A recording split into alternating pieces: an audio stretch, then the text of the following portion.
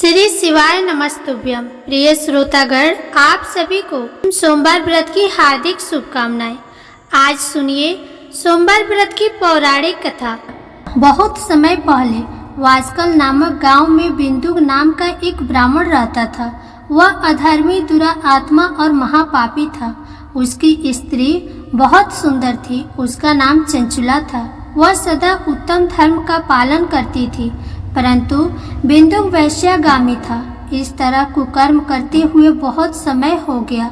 उसकी स्त्री काम से पीड़ित होने पर भी, सधर्म नाश के भय से कलेश सहकर भी काफी समय तक धर्म भ्रष्ट नहीं हुई। परंतु आगे चलकर वह भी अपने दुराचारी पति के आचरण से प्रभावित होकर दुराचारी और अपने धर्म से विमुख हो गई। इस तरह दुराचार में डूबे हुए उन पति पत्नी का बहुत सा समय व्यर्थ बीत गया।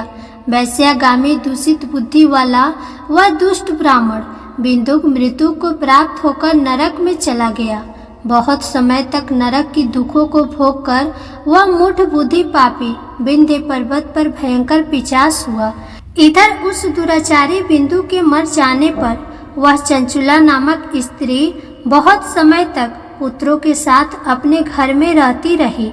पति के मृत्यु के बाद वह भी अपने धर्म से गिरकर पर पुरुषों का संग करने लगी थी। सती विपत्ति में भी अपने धर्म का पालन करना नहीं छोड़ती। यही तो तप है। कठिन तो होता है, लेकिन इसका फल मीठा होता है। एक दिन देवयोग से किसी पुण्य पर्व के आने पर वह अपने भाई बंधुओं के साथ गोकर्ण क्षेत्र में गई। उसने तीर्थ के जल में स्नान किया और बंदी जनों के साथ यहाँ वहाँ घूमने लगी। वह एक देव मंदिर में गई। वहाँ उसने एक ब्राह्मण के मुख से भगवान शिव की परम पवित्र एवं मंगलकारी कथा सुनी। ब्राह्मण कह रहे थे कि जो स्त्रियां व्यभिचार करती है, वे मरने के बाद जब यमलोक जाती है, तब यमराज के दूत उन्हें तरह तरह से यातनाएं देते हैं कि वे उसके कमांगों को तप्त लोहे के डंडों से दागते हैं। तप्त लोहे के डंडों से उसका संसर्ग कराते हैं। ये सारे दंड इतनी वेदना देने वाले होते हैं कि जीव पुकार पुकार कर कहता है कि अब वह ऐसा नहीं करेगा, लेकिन यमदूत उसे छोड़ते नहीं है। कर्मों का फल तो सभी को भोगना पड़ेगा। देव, ऋषि, मनुष्य सभी इससे बंधे हुए हैं। ब्राह्मण के मुख से ये वैराग्य बढ़ाने वाली कथा को सुनकर चंचुला भय से व्याकुल हो गई। कथा समाप्त होने पर सभी लोग वहां से चले गए। तब कथा वाचने वाले ब्राह्मण देवता से चंचुला ने कहा, हे ब्राह्मण, धर्म को न जानने के कारण मेरे द्वारा बहुत बड़ा दुराचार हुआ है। स्वामी, मेरे ऊपर कृपा कर मेरा उद्धार कीजिए। आपके प्रवचन को सुनकर मुझे इस संसार से वैराग्य हो गया है। मुझ मूढ़ चित्त वाली पापनी को धिक्कार है। मैं निंदा के योग्य हूँ। मैं बुरे विषयों में फंसकर अपने धर्म से विमुख हो गई थी। कौन मुझ जैसी को मार्ग में मन लगाने वाली पापनी का साथ देगा? जब यमदूत मेरे गले में फंदा डालकर मुझे बांधकर ले जाएंगे और नरक में मेरे शरीर के टुकड़े करेंगे, तब मैं कैसे उन महान यातनाओं को सहन कर पाऊंगी? मैं सब प्रकार से नष्ट हो गई हूँ, क्योंकि अभी तक मैं हर तरह से पाप में ही डूबी रही हूँ। हे ब्राह्मण, आप मेरे गुरु हैं। आप ही मेरे माता पिता हैं। मैं आपकी शरण में आई हूँ। मुझ अबला का अब आप उद्धार कीजिए। इस प्रकार विलाप करती हुई चंचुला ब्राह्मण देवता के चरणों में गिर पड़ी। तब ब्राह्मण ने उसे कृपा पूर्वक उठाया और इस प्रकार कहा, नारी, तुम सौभाग्यशाली हो जो भगवान शंकर की कृपा से तुमने वैराग्यपूर्ण यह कथा सुनी है और कथा को सुनकर समय से अपनी गलती का एहसास कर लिया है।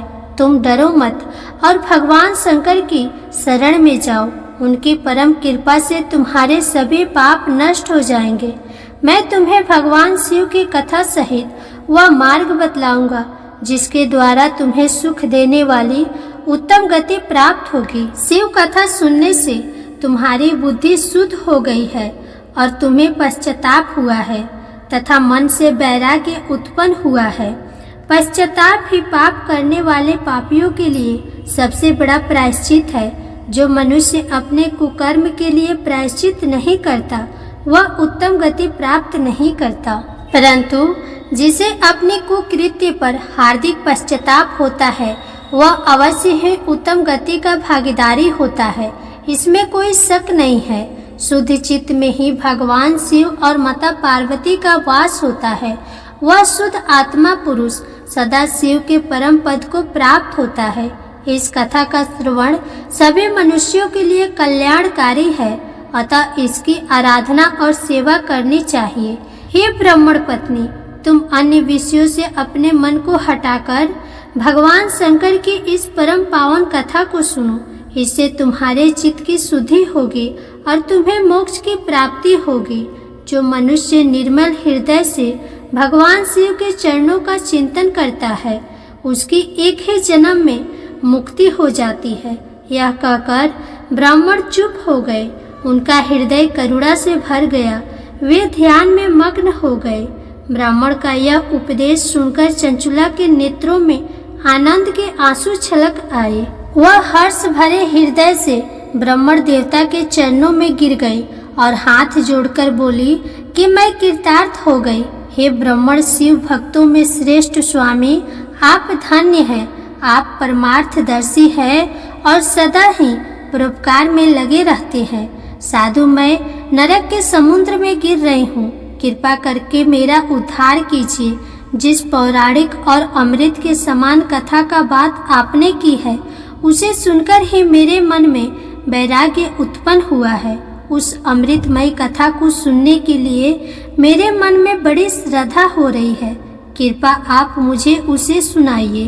कथा सुनने की इच्छा मन में लिए हुए चंचुला उन ब्राह्मण देवता की सेवा में वहीं रहने लगी।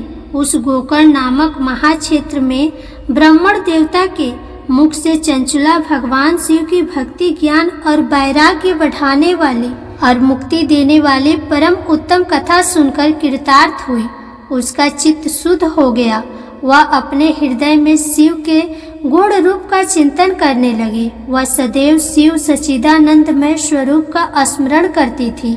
इसके बाद अपना समय पूर्ण होने पर चंचुला ने बिना किसी कष्ट के अपना शरीर त्याग दिया। उसे लेने के लिए एक दिव्य विमान वहां पहुंचा। ये विमान शोभा साधनों से सजा था और शिव गणों से सुशोभित था। चंचुला विमान से शिवपुरी पहुंची। उसके सारे पाप धुल गए। वह दिव्य रूप धारिणी दिव्यांगना हो गई थी। वह गौरांगणी देवी मस्तक पर अर्धचंद्र का मुकुट और अन्य दिव्य आभूषण पहने शिवपुरी में पहुंची। वहां उसने सनातन देवता त्रिनेत्रधारी महादेव शिव को देखा।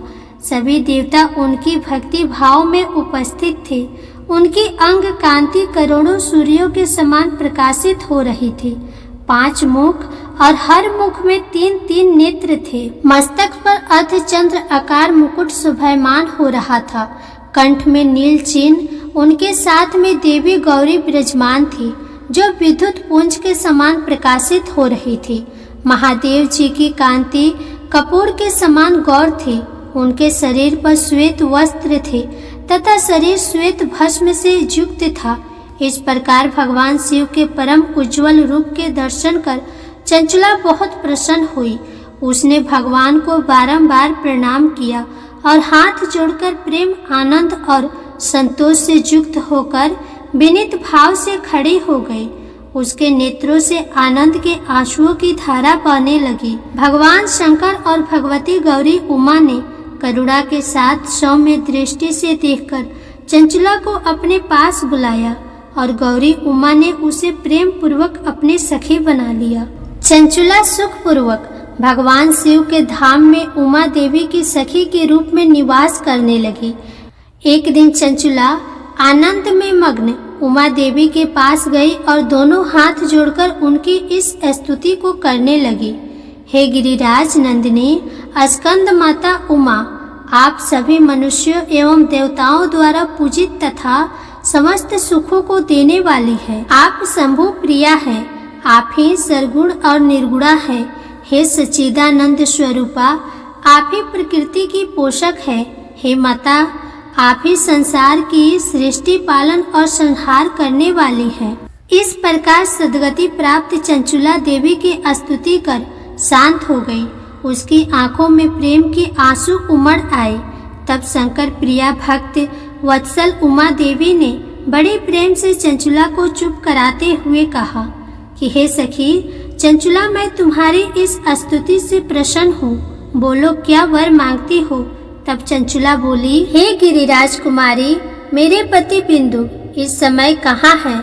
उनकी स्थिति कैसी है मुझे बताइए और कुछ उपाय कीजिए ताकि हम फिर से मिल सके। हे महादेवी, मेरे पति एक शूद्र जाति वैश्या के प्रति आसक्त थे और पाप में ही डूबे रहते थे। गिरिराज बोली, बेटी, तुम्हारा पति पापी था, उसका अंत बड़ा ही भयानक हुआ।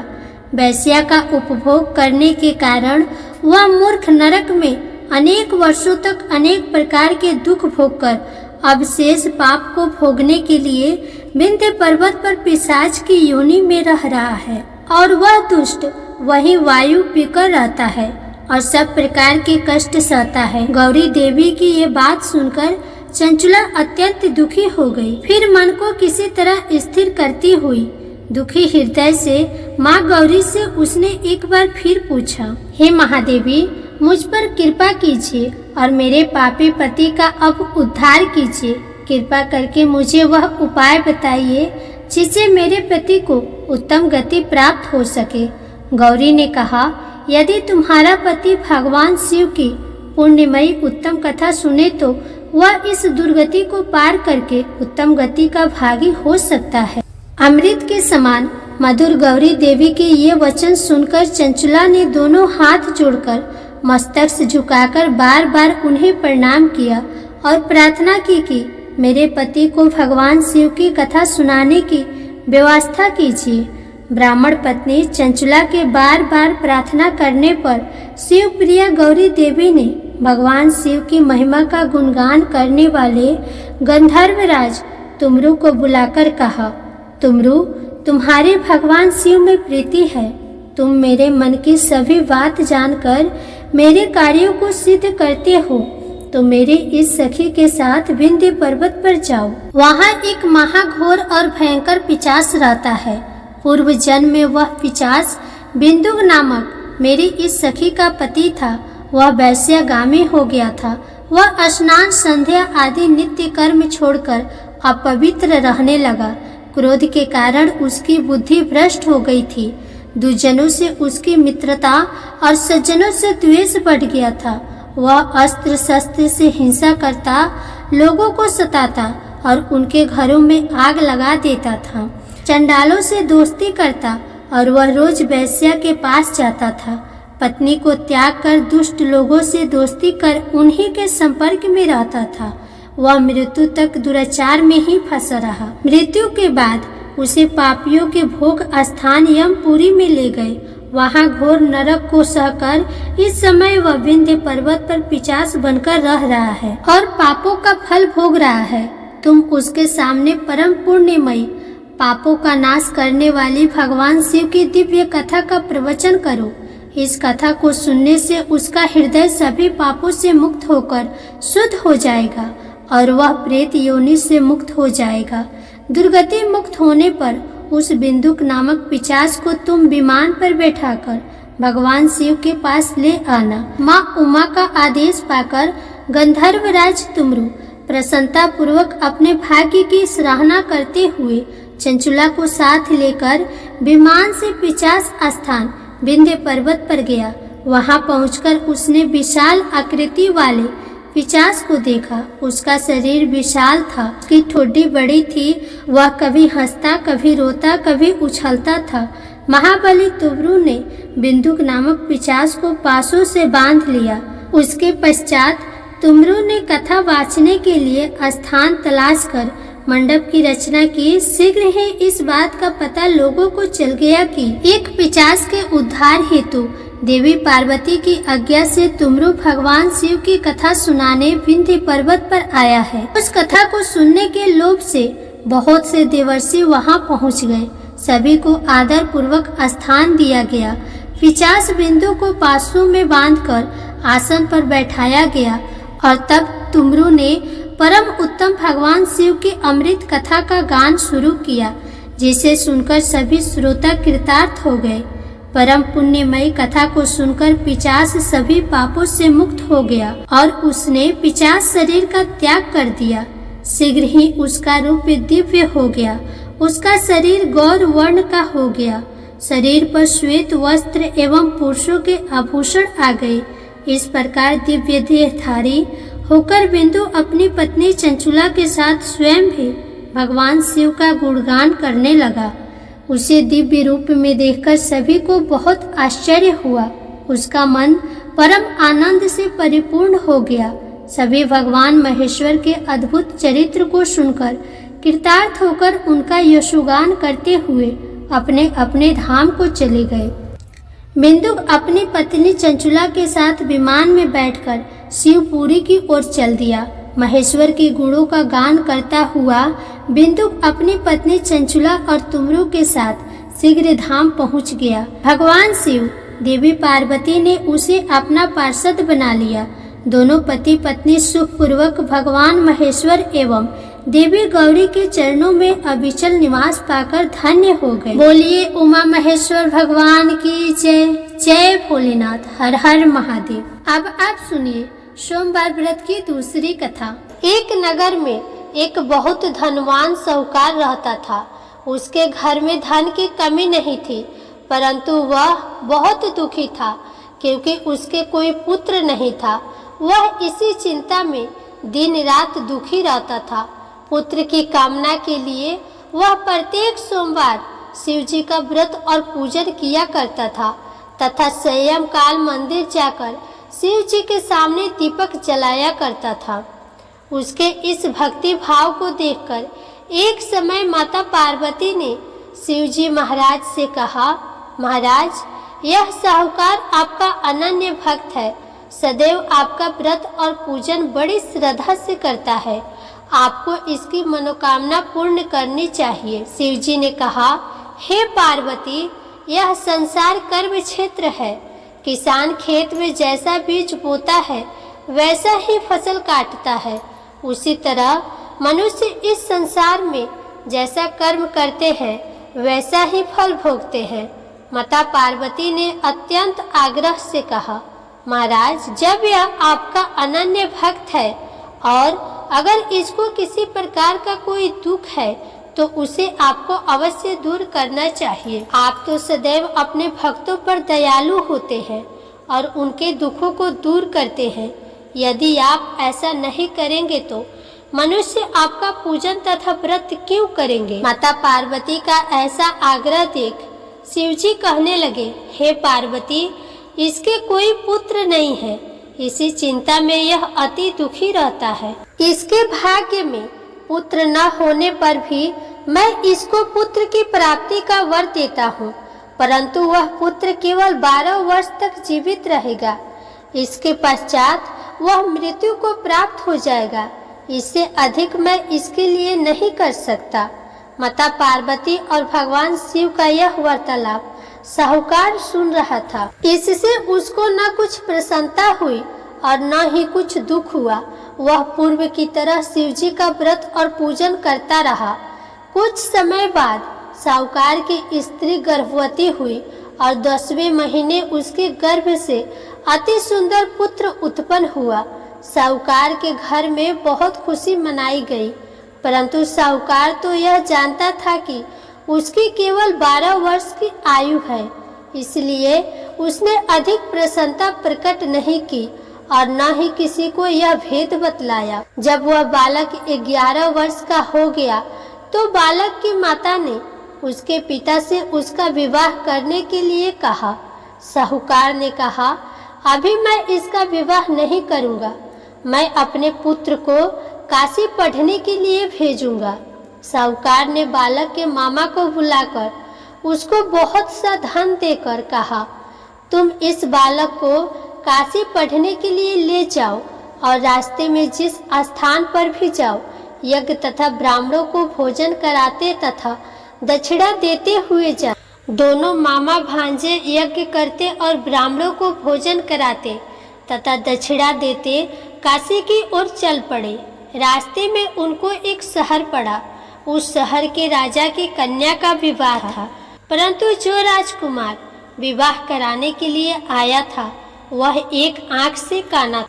उसके पिता राजा को इस बात की बड़ी चिंता थी कि कहीं राजकुमार को देख राजकुमारी तथा उसके माता पिता विवाह में किसी प्रकार की अड़चन पैदा न कर दे। जब उसने अति सुंदर सेठ के लड़के को देखा तो मन में विचार किया कि क्यों न द्वाराचार्य के समय इस लड़के से वर का काम चलाया जाए।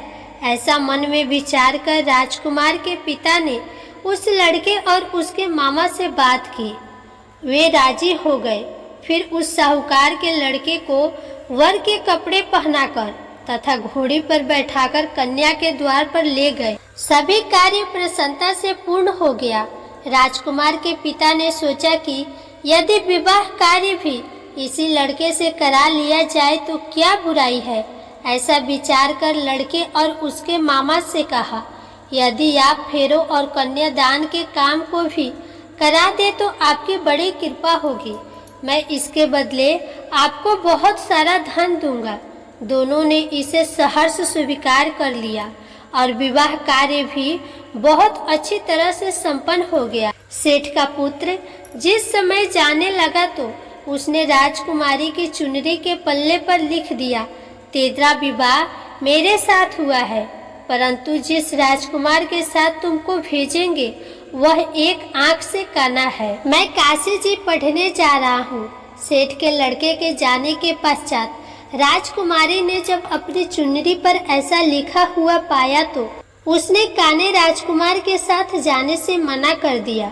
उसने अपने माता पिता को सारी बात बता दी और कहा कि यह मेरा पति नहीं है, मेरा विवाह इसके साथ नहीं हुआ है। जिसके साथ मेरा विवाह हुआ है वह तो काशी जी पढ़ने गया है। राजकुमारी के माता पिता ने अपनी कन्या को विदा नहीं किया और बारात वापस चली गई। उधर सेठ का लड़का और उसका मामा काशी जी पहुंच गए। वहां जाकर उन्होंने यज्ञ करना और लड़के ने पढ़ना शुरू कर दिया।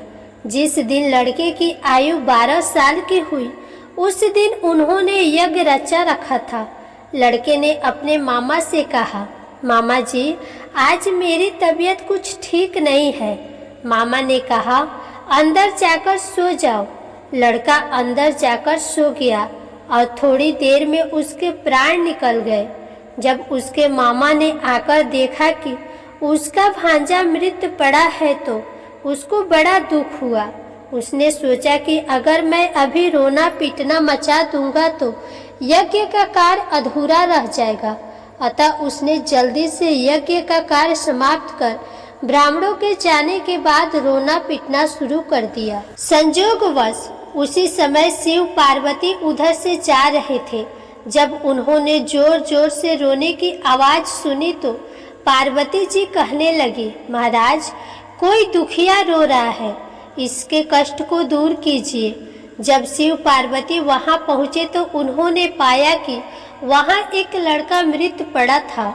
माता पार्वती कहने लगी, महाराज यह तो उसी सेठ का लड़का है जो आपके वरदान से उत्पन्न हुआ था। शिवजी ने कहा, हे पार्वती इसकी आयु इतनी ही थी, वह यह भोग चुका है। तब पार्वती जी ने कहा, हे महाराज इस बालक को और आयु दो, नहीं तो इसके माता पिता तड़प तड़प कर मर जाएंगे। माता पार्वती के बार बार आग्रह करने पर शिवजी ने उसको जीवन का वरदान दिया। शिवजी की कृपा से वह लड़का जीवित हो गया। शिवजी और पार्वती कैलाश पर्वत पर चले गए। शिक्षा पूर्ण होने पर वह लड़का और उसका मामा उसी प्रकार यज्ञ करते, ब्राह्मणों को भोजन कराते तथा दक्षिणा देते अपने घर की ओर चल पड़े। रास्ते में उसी शहर में आए जहां उस लड़के का वहां की राजकुमारी से विवाह हुआ था। वहां आकर उन्होंने यज्ञ आरंभ कर दिया। उस लड़के के ससुर वहां के राजा ने उनको पहचान लिया और महल में ले जाकर उसकी बहुत आवभगत की। बहुत से दास दासियों सहित आदर पूर्वक अपनी राजकुमारी और जमाई को विदा किया। जब वे अपने शहर के निकट आए तो मामा ने कहा कि मैं पहले तुम्हारे घर जाकर तुम्हारे माता पिता को खबर कर आता हूँ। जब उस लड़के का मामा घर पहुँचा तो लड़के के माता पिता घर की छत पर बैठे थे। उन्होंने यह प्रण कर रखा था कि यदि हमारा पुत्र सकुशल लौट आया तो हम राजी खुशी नीचे आ जाएंगे, नहीं तो छत से गिरकर अपने प्राण दे देंगे। उस लड़के के मामा ने आकर जब यह समाचार दिया कि आपका पुत्र आ गया है, तब उनको विश्वास नहीं हुआ। तब उसके मामा ने शपथ पूर्वक कहा कि आपका पुत्र अपनी पत्नी तथा बहुत सारा धन साथ लेकर आया है। तो सेठ प्रसन्नता से भर उठा। सेठ सेठानी आनंद पूर्वक नीचे आए। बाहर आकर उन्होंने अपने पुत्र तथा उसकी पत्नी का भरपूर स्वागत किया। सभी बड़ी प्रसन्नता के साथ रहने लगे। जो कोई सोमवार के व्रत को धारण करता है अथवा इस कथा को पढ़ता या सुनता है, उसके सब दुख दूर होकर उसकी समस्त मनोकामनाएं पूर्ण होती है तथा इस लोक में नाना प्रकार के सुख भोग कर अंत में सदा शिव के लोक को प्राप्त होते हैं। प्रेम से बोलिए भगवान शिव और माता पार्वती की जय। बड़ी ही श्रद्धा और भक्ति के साथ अब आप सुनिए सोमवार की अगली कथा। एक बार की बात है, माता पार्वती शिव जी को पति के रूप में प्राप्त करने के लिए घोर तप कर रही थी। उनकी तप को देखकर देवताओं ने शिव जी से देवी की मनोकामना को पूर्ण करने की प्रार्थना की। शिव जी ने पार्वती जी की परीक्षा लेने के लिए सप्त ऋषियों को भेजा। सप्त ऋषियों ने शिव जी के सैकड़ों अवगुण गिनाए, पर पार्वती जी को महादेव जी के अलावा किसी और से विवाह मंजूर नहीं था। तब शंकर जी ने स्वयं पार्वती जी की परीक्षा लेने की ठानी। तब भगवान शंकर स्वयं प्रकट हुए और पार्वती जी को वरदान देकर अंतर ध्यान हुए। इतने में पार्वती माता जहाँ तप कर रही थी वहीं पास में तालाब में मगरमच्छ ने एक लड़के को पकड़ लिया। लड़का जान बचाने के लिए चिल्लाने लगा। तब माता पार्वती जी से उस बच्चे की चीख सुनी नहीं गई। दुखित हृदय से वे तालाब पर पहुंची। वहां देखा कि मगरमच्छ लड़के को तालाब के अंदर खींचकर ले जा रहा है। लड़के ने देवी को देखकर कहा कि मेरे माता पिता और भाई बंधु कोई नहीं है, आप मेरी रक्षा करें। तब पार्वती जी ने कहा कि मगरमच्छ इस लड़के को छोड़ दो। तब मगरमच्छ बोला, दिन के छठे पहर में जो मुझे मिलता है उसे मैं अपना आहार समझकर स्वीकार कर लेता हूँ, यह मेरा नियम है। ब्रह्मदेव ने दिन के छठे पहर में इस लड़के को भेजा है तो मैं इसे क्यों छोड़ूं? पार्वती जी ने विनती की कि तुम इसे छोड़ दो, बदले में तुम्हें जो चाहिए वह मुझसे कहो। तो मगरमच्छ बोला, एक ही शर्त पर मैं इसे छोड़ूंगा। आपने तप करके महादेव जी से जो वरदान लिया है, यदि उस तप का फल मुझे दे दो तो मैं इसे छोड़ दूंगा। पार्वती जी तुरंत तैयार हो गई।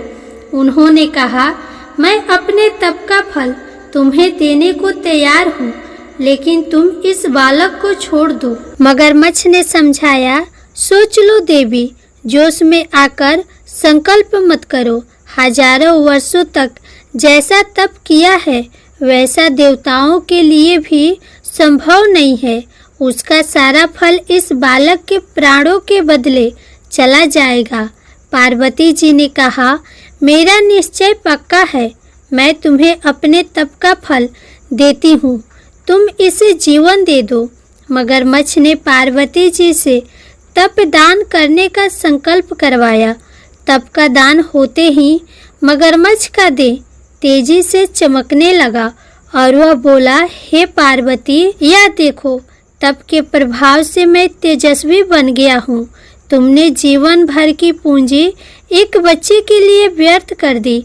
चाहो तो अपनी भूल सुधारने का एक मौका और दे सकता हूँ। तब पार्वती जी ने कहा, हे ग्रह, तब तो मैं पुनः कर सकती हूँ, किंतु यदि तुम इस लड़के को निगल जाते तो इसका जीवन वापस नहीं मिल सकता था। देखते ही देखते वह लड़का अदृश्य हो गया और वह मगरमच्छ भी लुप्त हो गया। पार्वती जी ने विचार किया, मैंने तब तो दान कर दिया है, अब पुनः से तप आरंभ करूंगी। पार्वती जी ने फिर से तप करने का संकल्प किया। भगवान सदाशिव फिर से प्रकट होकर बोले, हे पार्वती, भला अब क्यों तप कर रही हो?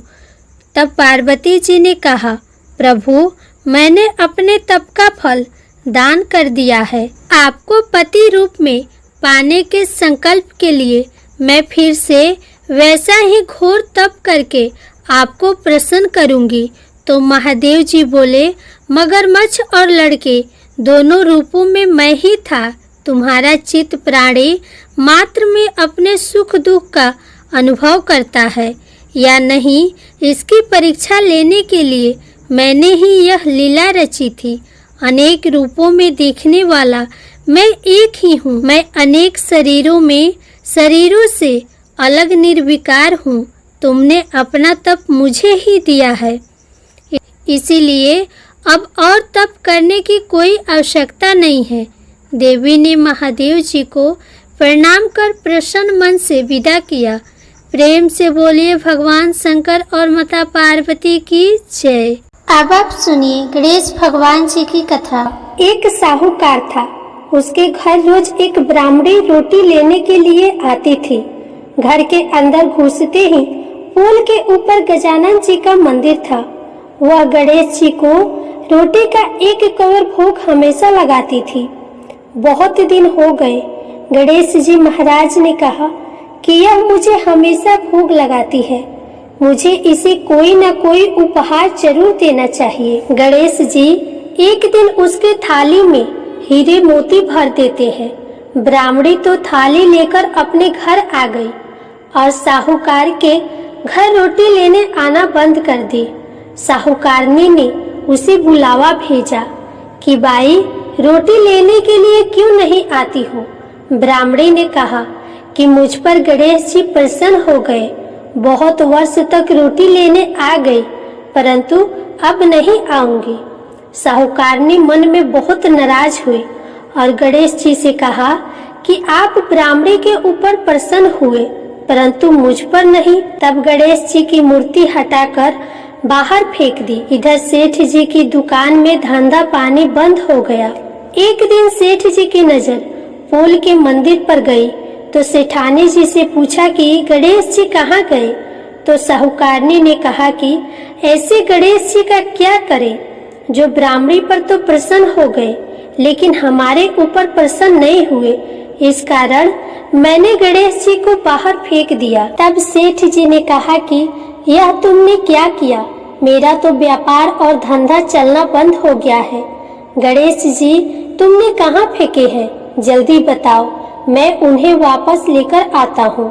साहूकार जी वापस से गणेश जी को लेने गए तो गणेश जी इतने भारी हो गए कि वे उठे ही नहीं। साहूकार जी ने कहा कि मेरे से गलती हो गई है, आप मेरे घर पधारिए। गणेश जी तो और भी भारी होते गए और कहा कि मैं तो नहीं चलूंगा, पहले साहूकारनी को बुलाकर यहाँ लाओ और वह मुझसे माफी मांगेगी तो ही मैं चलूंगा। और गणेश जी ने कहा कि मुझे हमेशा सवा से चूरमा का भोजन कराओगी तो ही मैं चलूंगा।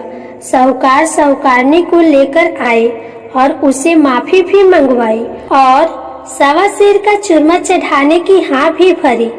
तब साहूकार और साहूकारनी ने गणेश जी को वापस घर में लाकर उन्हें पोल में बिठाया। ऐसा करने पर साहूकार का व्यापार फिर से चलने लगा। हे गणेश जी महाराज, जैसे साहूकार और साहूकारनी पर आप प्रसन्न हुए वैसे सभी पर अपनी कृपा बनाए रखना। प्रेम से बोलिए गणेश भगवान की जय, श्री लक्ष्मी नारायण भगवान की जय। अब आप सुनिए भगवान भोलेनाथ की आरती। ओम जय शिव ओमकार, स्वामी जय शिव ओमकार, ब्रह्मा विष्णु सदा शिव, ब्रह्मा विष्णु सदा शिव, अर्धांगिनी धारा। ओम जय शिव ओमकार, एकानन चतुरानन पंचानन राजे, हंसानन गरुरासन वृषवाहन साजे। ओम जय शिव ओमकार, दो भुज चार चतुर्भुज, दस भुज अति शोहे, तीनों रूप निरखत त्रिभुवन जन मोहे। ओम जय शिव ओमकार, अक्षमाला वनमाला रुद्रमाला धारी, चंदन मृत मग शोहे, चंदन मृत मग शोहे, भाल शशिधारी। ओम जय शिव ओमकार, श्वेतांबर पीतांबर बाघांबर अंगे, शनकादिक ब्रह्मादिक, शनकादिक ब्रह्मादिक, भूतादिक संगे। ओम जय शिव ओमकार, करके मध्य कमंडल चक्र त्रिशूल धरता, जग करता जग भरता, जग करता जग भरता, जग संहार करता। ओम जय शिव ओमकार, ब्रह्मा विष्णु सदाशिव, जानत अविवेका, प्रणाक्षर के मध्य तीनों एका। ओम जय शिव ओमकार, त्रिगुण शिव जी की आरती जो कोई नर गावे, कहत शिवानंद स्वामी, कहत शिवानंद स्वामी, मन वांछित फल पावे। ओम जय शिव ओमकार। जय भोलेनाथ, हर हर महादेव।